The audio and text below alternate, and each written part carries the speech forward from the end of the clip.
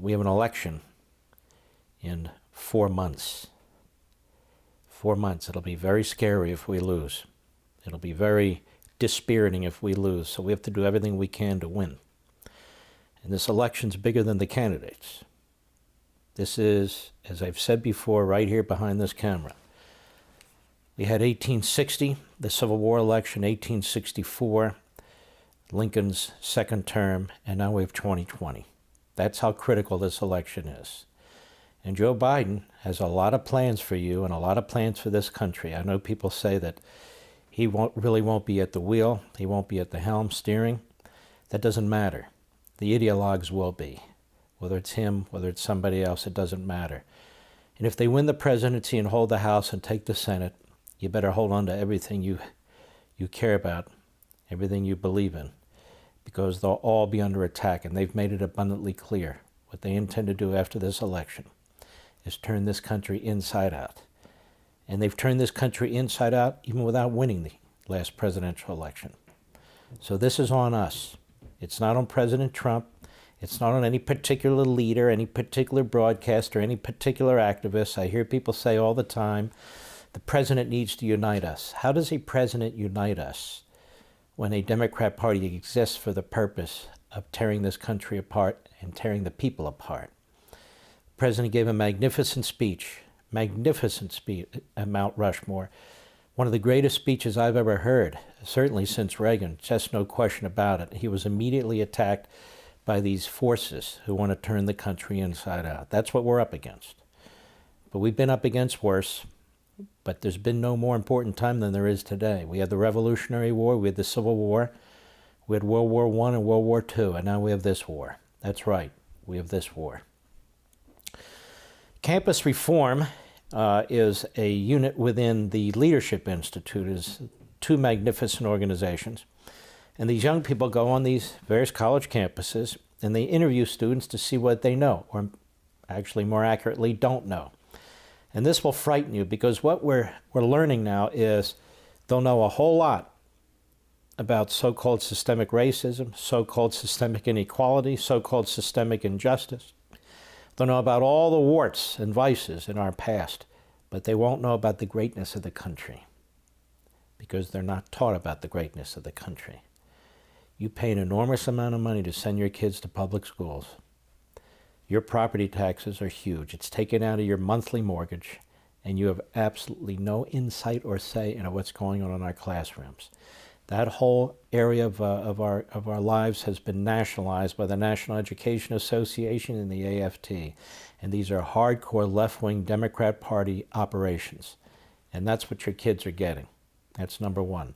Number two, at the college and university level, we have faculty that promotes other faculty that share identical ideologies of Marxism, Hegelism, that are contrary to America. We are now living the consequences of those seeds that have been planted over the decades, and it has reached a point of no return unless it is addressed now. So this election is crucially important. It's about, as I put it, and I encourage the White House and the president's campaign to put it, we stand for 1776. They stand for 1619. We stand for America being the greatest country on the face of the earth. They stand for America being a systemically racist nation. And as time goes on and we get close to the election, I want to talk about this more and more and more, because it's critical. It's critical. The differences now could not be more stark. But let's take a look at what we're paying for on our college campuses. Some parents who pay tuition, all of us who subsidize public universities and colleges. Let's take a look at some of what we're paying for. This is campus reform. Go. So with the 4th of July coming up, we're going to ask a couple questions. My first question for you guys is, what does the 4th of July commemorate? A day we declared independence from Great Britain. Basically America's birthday, right? I think independence. What year did we declare our independence? I'm gonna be real with you, I don't know. 1967, I'll say. Close, a little off. I don't know, 1859. 1964. I'm going to give you a try. What do you think? What year did we get our independence? 1970 something, 74, something like that. 1979. Like the 1800s. 1864. 18. Shut up. Yes, Shut like up. 18. 19 is Like, farther no, back Like 18. It's further back. from the 1800s. Oh shit. 1777.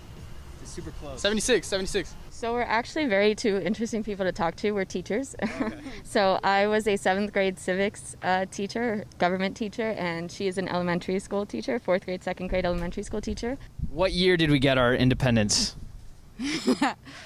17 something. Who did we get our independence from? What country? I don't know this question. United States. Do you guys know who we got our independence from? I don't know. America. Oh, Britain. Great Britain or something like that. England. What was the name of the war that we were fighting at the time? The Civil War. The French Revolution, right? The Civil War? The Industrial Revolution, right? I think it's the Civil War. I actually don't remember. I know what it. I really just don't remember. Try again. World War II. World War One. Yeah, I will also say the Civil War. World War did not start in 1700, bro. World War II was in 1900, dog. Oh, the Britain War. Yeah, that. Further back. World War One. A little further back than that. The Revolution. The American Revolution. You guys got a lot of them right. A lot of people didn't get them right today. Do you guys feel like you were taught enough about this in school? Do you guys feel like you were taught about this in the classroom? No, they need better teachers. I feel like because since people think it's history, it doesn't apply to them now, but like history tends to repeat itself, so it's definitely important that you do learn where you come from and to avoid certain things like that now. Everybody should learn about our history. It's our right to know what happened, like, for our country and why we live the way we do and all of that stuff. It's something that's in our history books and like we just flip through, you feel me? Like the teachers don't take time to like really teach it. School. Everything in school is like what they think quizzes. you should know. Yeah, Like, exactly. I just know that teachers do not want to teach it. People are very ignorant. They think that they know everything. Society really doesn't care about a lot of things unless it's right in front of their face, you get me? So I personally know firsthand that we are not getting taught, specifically in social studies, the history that we need to know. I actually don't teach what's in our curriculum. I'm teaching children social studies that's not in our curriculum, teaching them things about how to be an anti-racist instead of teaching those same 3 famous black people that we continue to teach. I taught them about protesting. I taught them about Black Lives Matter. I taught them about things that are happening currently so that they could make those connections. And when they see it on the news, they're informed. They're not ignoring the facts of our world right now. They're facts that we're actually a racist country. It really is so sad. What a magnificent country we're in. And I'll say it again. Funny thing about immigration in this country, we can't keep people out of here. And we're not just talking about white people. We're talking about brown people, black people, yellow people, red people, the whole rainbow coalition from all over the world. People are trying to pour into this country. They're pouring into this country. So that's the big lie, that we're systemically racist. The other lie is people are not leaving this country in droves. If we were truly systemically racist, why would you want to stay here? And then I'll ask you another question. What country's better? What country with our diversity of backgrounds and ancestries and race and religion, what country is better than this country in terms of liberty and justice and equality? Just name one. There are none. This is such a magnificent place. We are so blessed to be here. And you know what? We're all privileged. You know why? We're Americans. We're privileged. We were born here, or our ancestors came here, or we came here. That's the great privilege. I'll tell you. But to listen to the elementary school teacher at the end there, who knew nothing about July 4th, but knew everything about Black Lives Matter and systemic racism and so forth. Elementary school teacher. That's what she's teaching kids in our public schools. There's no self-policing, even if there was. I don't think they'd have a problem with that in the administrations. So we've let education get away from us, then our children get away from us, and you see the consequences.